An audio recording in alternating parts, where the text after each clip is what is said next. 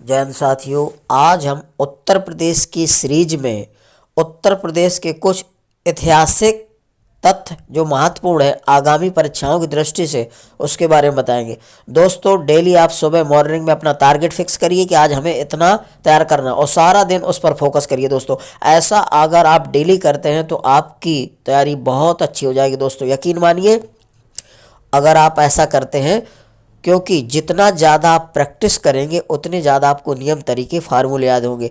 इसलिए आप जो है निरंतरता बनाए रखिए। ठीक है दोस्तों, इसीलिए हम कहते हैं कर दिखाओ कुछ ऐसा कि सब करना चाहें आप जैसा। जब तक आपको लक्ष्य नहीं प्राप्त हो जाता तब तक आप अपने लक्ष्य पर अडिग रहिए, डटे रहिए, खड़े रहिए, लड़े रहिए मैदान जंग जब तक फतेह न कर लें।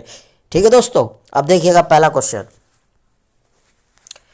पहला है, इलाहाबाद की वेलन घाटी से पुरा पाषाण कालीन साक्ष्य प्राप्त हुए। दोस्तों, इलाहाबाद की जो वेलन घाटी है वहाँ से पुरा पाषाण कालीन साक्ष्य प्राप्त हुए हैं, ध्यान रखना।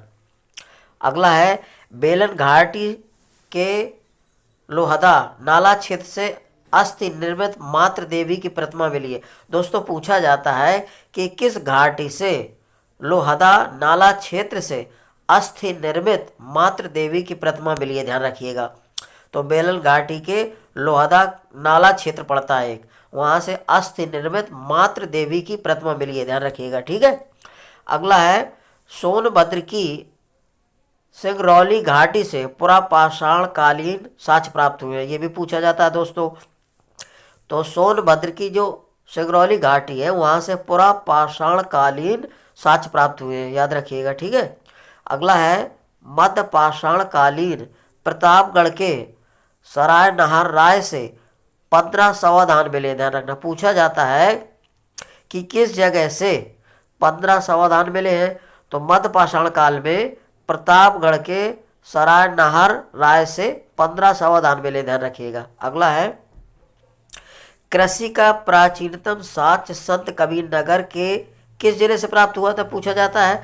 तो कृषि का प्राचीनतम साक्ष्य संत कबीर नगर जिले के लाहुरा देव से मिला, ध्यान रखिएगा। कहाँ से मिला है? लाहुरा देव से। तो कृषि का प्राचीनतम साक्ष्य संत कबीर नगर, जो संत कबीर नगर जिला है तो उसमें एक स्थान पड़ता है लाहुरा देव से। ठीक है। तो वहाँ से कृषि के साक्ष्य मिले हुए हैं, ध्यान रखना। यानी कि कृषि के साक्ष्य कहाँ से प्राप्त हुए, तो संत कबीर नगर में एक स्थान पड़ता है लाहुरा देव। ठीक है दोस्तों। अगला है, कोल्डिया हवा से चावल की खेती के साक्ष्य मिले हैं। पूछा जाता है कि चावल की खेती के साक्ष्य कहाँ से मिले हैं, तो कोल्डी हवा से चावल की खेती के साक्ष्य मिले, ध्यान रखना। अगला है, मनुष्य ने सबसे पहले तांबा धातु यानी कापर का प्रयोग किया था। पूछा जाता है मनुष्य ने सबसे पहले कौन सी धातु खोजी थी, तो तांबा। या कौन सी धातु का प्रयोग किया था, तो तांबा कापर। ठीक है दोस्तों, ध्यान रखना। इसका प्रतीक सी होता है। तो मनुष्य ने सबसे पहले कापर धातु का प्रयोग किया था। अगला है, ताम्र पाषाण कालीन साक्ष्य मेरठ और सहारनपुर के पुरा स्थलों से मिले हैं, ध्यान रखना। पूछा जाता है ताम्र पाषाण कालीन साक्ष्य कहाँ से प्राप्त हुए, तो मेरठ और सहारनपुर से, ध्यान रखना। जो मेरठ और सहारनपुर के पुरा स्थल हैं वहाँ से प्राप्त हुए हैं। ताम्र पाषाण कालीन साक्ष्य मेरठ और सहारनपुर के पुरा स्थलों से प्राप्त हुए, ध्यान रखना। अगला है, आलमगीरपुर से कपास उत्पादन के साक्ष्य मिले। पूछा जाता है कि किस जगह से कपास की खेती के साक्ष्य मिले हैं, तो आलमगीरपुर से, ध्यान रखना। आलमगीरपुर कहाँ पड़ता है दोस्तों, ये मेरठ में पड़ता है, ध्यान रखना। आलमगीरपुर कहाँ पड़ता है, मेरठ में। तो आलमगीरपुर से कपास की खेती के साक्ष्य मिले, यानी कि कपास उत्पादन के। अगला है, उत्तर सैन्य सभ्यता के साक्ष्य आलमगीरपुर मेरठ से प्राप्त हुए, ध्यान रखना। पूछा जाता है कि उत्तर सैन्य सभ्यता के साक्ष्य कहाँ से मिले हुए, या कहाँ से प्राप्त हुए, तो ये आलमगीरपुर से प्राप्त हुए, ध्यान रखना। उत्तर सैन्य सभ्यता के साक्ष्य कहाँ से प्राप्त हुए, तो आलमगीरपुर मेरठ से, ध्यान रखना। क्योंकि ये आलमगीरपुर जो कहाँ पड़ता है, मेरठ में, मेरठ जिले में। उत्तर सैन्य सभ्यता कालीन साक्ष्य हुलास से भी प्राप्त हुए, ध्यान रखना। उत्तर सैन्य सभ्यता कालीन साक्ष्य हुलास से भी प्राप्त हुए। हुलास कहाँ पड़ता है, सहारनपुर में, ध्यान रखना। हुलास स्थान देगा। उत्तर सैन्य सभ्यता कालीन साक्ष्य कहाँ से प्राप्त हुए हैं, हुलास में, ध्यान रखना। हुलास कहाँ पड़ता है, सहारनपुर में। अगला है सैन्य सभ्यता कालीन लोग कपास की खेती करते थे और नगरों के बजाय गांव में रहते थे। तो सैन्य सभ्यता कालीन जो लोग थे, मनुष्य थे, वहाँ कपास की खेती करते थे और नगरों के बजाय गांव में रहते थे। ठीक है, नगरों की बजाय कहाँ रहते थे? गांव में, ध्यान रखना। सैन्य सभ्यता कालीन लोग कपास की खेती करते थे और नगरों के बजाय गांव में रहते थे। ठीक है, अगला है उत्तर वैदिक संस्कृति का प्रमुख केंद्र कौन था? यानी कि उत्तर वैदिक संस्कृति का प्रमुख केंद्र कौन था या किसे माना जाता है? तो मध्य देश, इसको बोलते हैं, उत्तर प्रदेश में पड़ता है मध्य देश। उत्तर वैदिक संस्कृति का प्रमुख केंद्र कौन है? मध्य देश, जिसको बोला जाता है उत्तर प्रदेश। अगला है उत्तर वैदिक काल में विंध्य पर्वत और हिमालय पर्वत के बीच के भूभाग को क्या कहा जाता है? तो मध्य देश कहा जाता है। ध्यान रखना, उत्तर वैदिक काल में विंध्य पर्वत और हिमालय पर्वत के बीच के भूभाग को क्या कहा जाता है? मध्य देश कहा जाता है। ध्यान रखना, क्या कहा जाता है? मध्य देश। अगला है मध्य देश के दो बड़े राज्य कौन है? तो कुरु और पांचाल थे। मध्य देश के दो बड़े राज्य कौन थे? कुरु और पांचाल थे। ध्यान रखना, पूछा जाता है कि मध्य देश के दो बड़े राज्य कौन है? तो कुरु और पांचाल थे। ध्यान रखना। अगला है लाल मृद भाण के साक्ष्य कहाँ से मिले हैं? तो पूरे उत्तर प्रदेश में, ध्यान रखना, लाल मृद भाण के साक्ष्य प्राप्त हुए पूरे उत्तर प्रदेश से। लाल मृद भाण के साक्ष्य पूरे उत्तर प्रदेश से मिले। पूछा जाता है कि लाल मृद भाण के साक्ष्य कहाँ से मिले? तो उत्तर प्रदेश से। ध्यान रखना। ठीक है साथियों। अगला है साथियों, भारत के किस राज्य को गौतम बुद्ध का पालना कहा जाता है? तो दोस्तों उत्तर प्रदेश है जो, वो भारत के गौतम बुद्ध का पालना के नाम से जाना जाता है। तो भारत के किस राज्य को गौतम बुद्ध का पालना कहा जाता है? तो उत्तर प्रदेश को। ध्यान रखना, क्योंकि सबसे ज़्यादा गौतम बुद्ध जी ने उत्तर प्रदेश राज्य में ही समय व्यतीत किया है, इसलिए जन्म से लेकर मृत्यु तक उत्तर प्रदेश में ही उनका रहा है, इसलिए उनको क्या कहते हैं? गौतम बुद्ध का पालना कहा जाता है उत्तर प्रदेश को। ध्यान रखिएगा। ठीक है साथियों, किसको कहा जाता है गौतम बुद्ध का पालना? तो उत्तर प्रदेश को। ठीक है। अगला है उत्तर भारत का जैन धर्म प्रमुख केंद्र उत्तर प्रदेश के किस जिले में था? तो दोस्तों उत्तर भारत का जैन धर्म का प्रमुख केंद्र उत्तर प्रदेश का कौन सा जिला था? तो मथुरा। ध्यान रखना। तो जैन धर्म दो रहे हैं दोस्तों, एक मथुरा और एक उज्जैन। ध्यान रखना, जैन धर्म के दो प्रमुख केंद्र कौन रहे हैं? मथुरा और उज्जैन। तो उत्तर प्रदेश का जो मथुरा जिला है वो रहा एक। ध्यान रखना, तो जैन धर्म का प्रमुख केंद्र उत्तर प्रदेश के किस जिले में है? मथुरा में। अगला है उत्तर भारत के दो प्रमुख जैन केंद्र कौन कौन से? उज्जैन और मथुरा। ध्यान रखना, उत्तर भारत के दो प्रमुख जैन केंद्र कौन से थे? तो उज्जैन और मथुरा। ठीक है दोस्तों, उत्तर भारत के दो प्रमुख जैन धर्म केंद्र कौन से हैं? मथुरा और उज्जैन। मथुरा उत्तर प्रदेश में पड़ता है। ठीक है। अगला है महावीर स्वामी के समय जैन धर्म का प्रमुख केंद्र कौन था? तो मथुरा था दोस्तों। महावीर के समय जैन धर्म का प्रमुख केंद्र कौन था? मथुरा।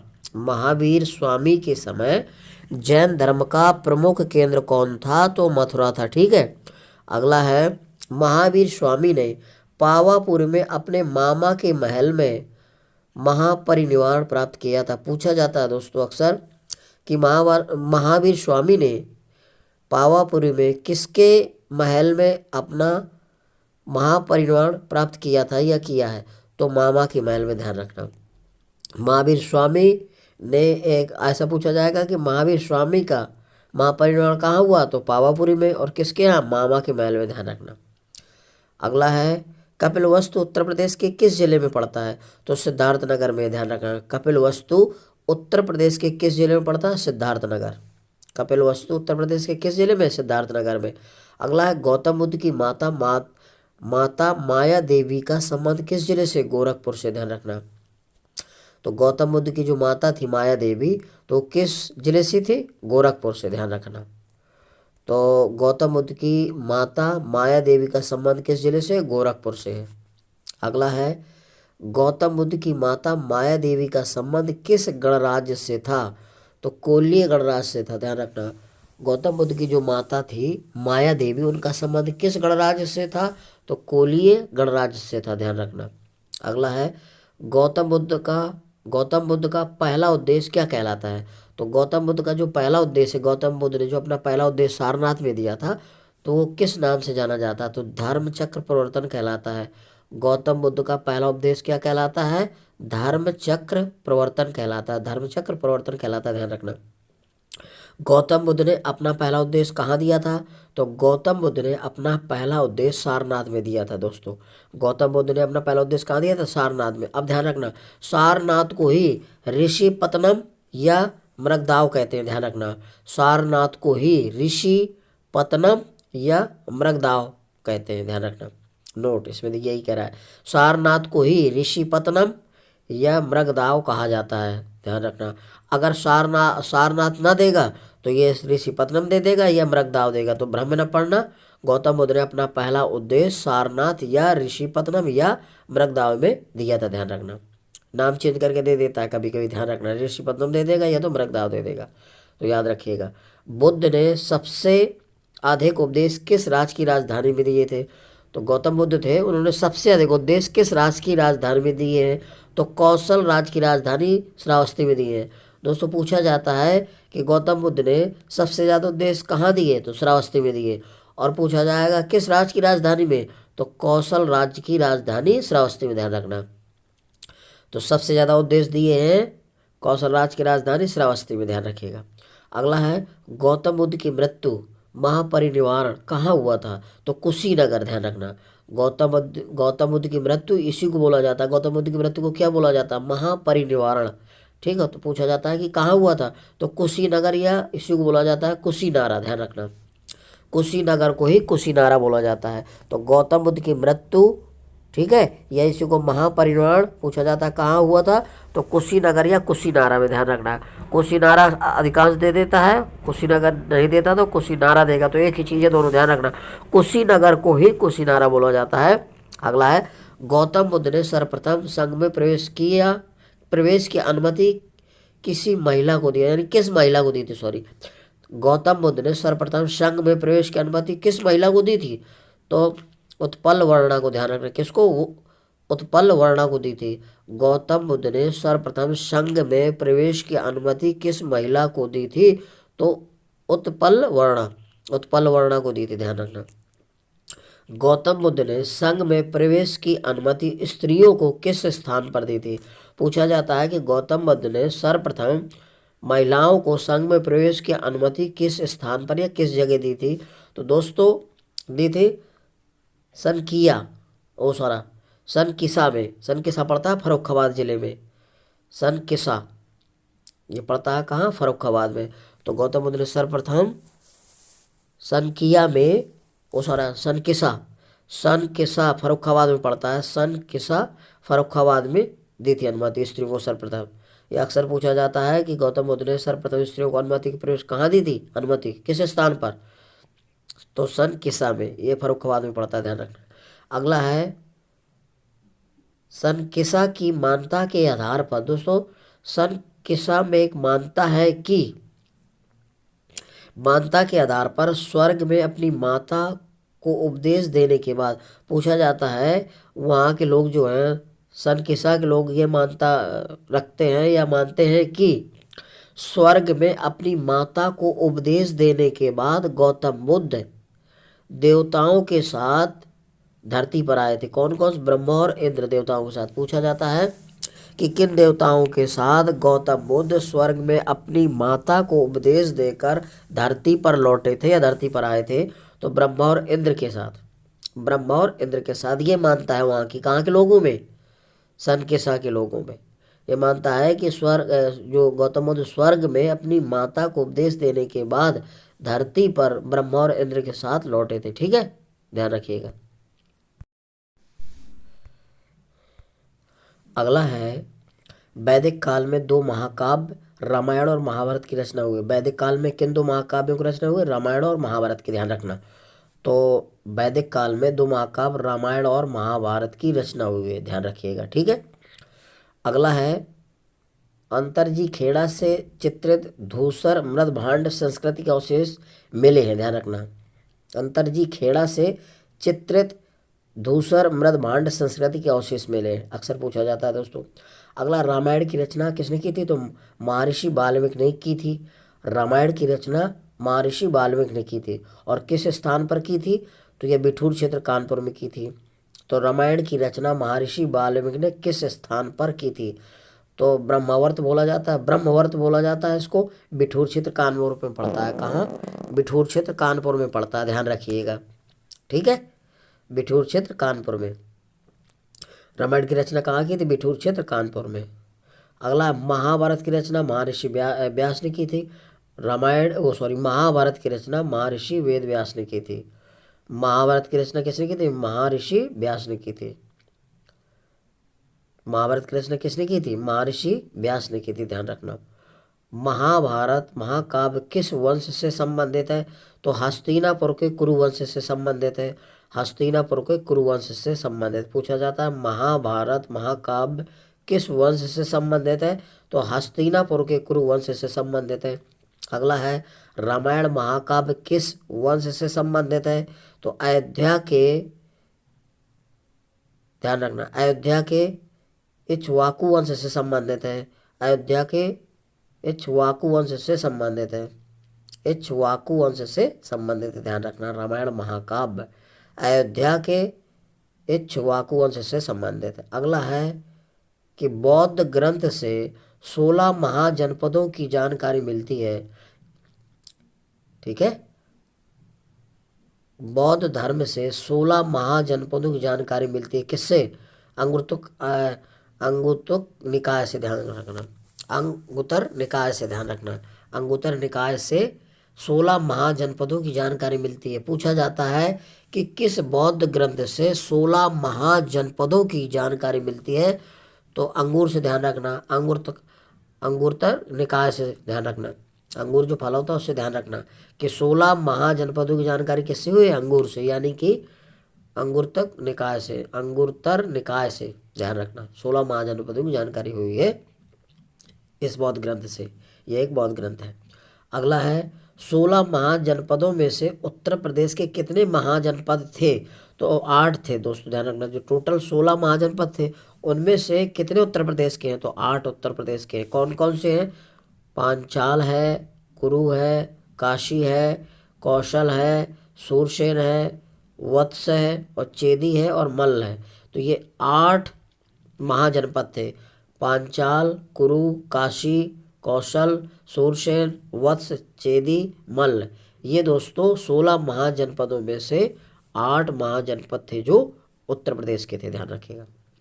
अगला है, उत्तर प्रदेश के 8 महाजनपदों में से कौन गणतंत्री और राजतंत्री था? तो दोस्तों केवल मल्ल जो है ये गणतंत्री था, और शेष सभी क्या थे? राजतंत्री थे, ध्यान रखना।